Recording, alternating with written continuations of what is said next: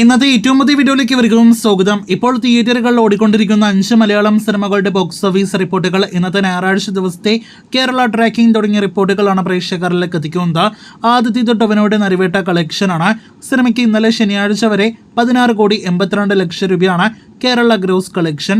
ഇന്ന് 7 ലക്ഷത്തിന് മുകളിലെ കേരള ട്രാക്കിംഗ് ഗ്രോസ് നേടിയെടുത്ത സിനിമയ്ക്ക് ഇന്ന് സിനിമയുടെ ഏറ്റവും പുതിയ ഞായറാഴ്ച 15 ലക്ഷത്തോളം കേരള ഗ്രോസ് പ്രതീക്ഷിക്കുന്നു. സിനിമയുടെ ആകെ കേരള ഗ്രോസ് 17 കോടിയിലേക്ക് അടുക്കുന്നു.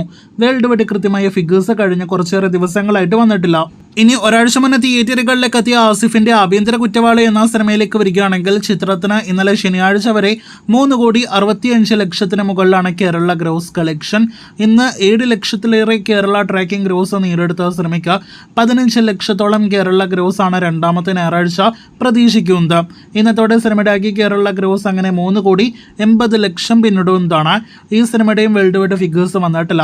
സർക്കിട്ടിനേക്കാൾ മികച്ച ബോക്സ് ഓഫീസ് പ്രകടനം ഉണ്ടെങ്കിലും സിനിമയും വിജയത്തിലേക്ക് നീങ്ങുന്നില്ല എന്നാണ് നാം മനസ്സിലാക്കുന്നത്.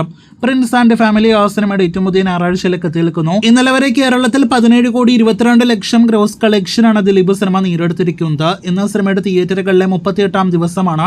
ഏറ്റവും പുതിയ ഞായറാഴ്ചയും 3 ലക്ഷത്തിലേറെ കേരള ട്രാക്കിംഗ് ഗ്രോസ് നേടിയെടുത്ത സിനിമ ഇന്നും 6 ലക്ഷത്തിലേറെ കേരള ഗ്രോസ് നേടിയെടുക്കും. സിനിമയുടെ ആകെ കേരള ഗ്രോസ് 17,30,00,000 എടുക്കാനായിട്ടിരിക്കുന്നു. അതേസമയം നിങ്ങൾക്ക് അറിവുള്ളതുപോലെ തന്നെ സിനിമയുടെ വേൾഡ് വൈഡ് കളക്ഷൻ കഴിഞ്ഞ കുറേയേറെ ദിവസങ്ങളായിട്ട് അപ്ഡേറ്റ് ആക്കപ്പെട്ടിട്ടില്ല.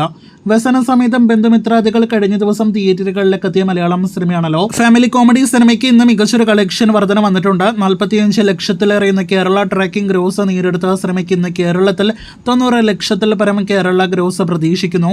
ഇന്നത്തോടെ സിനിമയുടെ ആകെ കേരള ഗ്രോസ് 3 ദിവസങ്ങൾ കൊണ്ട് 1,80,00,000 പിന്നിടുന്നതാണ്. വേൾഡ് വൈഡ് കളക്ഷൻ 2-3 കോടി റേഞ്ചിലുണ്ട് എന്നാണ് പ്രതീക്ഷിക്കുന്നത്. അവസാനമായിട്ട് ഈ വർഷത്തിലെ മലയാള സിനിമ കണ്ടതിൽ ഏറ്റവും വലിയ വിജയമായി മാറിയ തുടരുമെന്ന ലാലേട്ടൻ സിനിമയിലേക്ക് വരികയാണെങ്കിൽ ഇന്ന് സിനിമയുടെ തിയേറ്ററുകളിലെ 8ാമത്തെ ഞായറാഴ്ചയാണ്. 52ാം ദിവസമാണ് തിയേറ്ററുകളിൽ. OTT റിലീസ് ആയിട്ട് 2 ആഴ്ച പിന്നിട്ട് തുടരും എന്ന സിനിമയ്ക്ക് ഇന്നും 50,000 രൂപയ്ക്ക് മുകളിലെ കേരള ട്രാക്കിംഗ് ഗ്രോസ് ഉണ്ട്.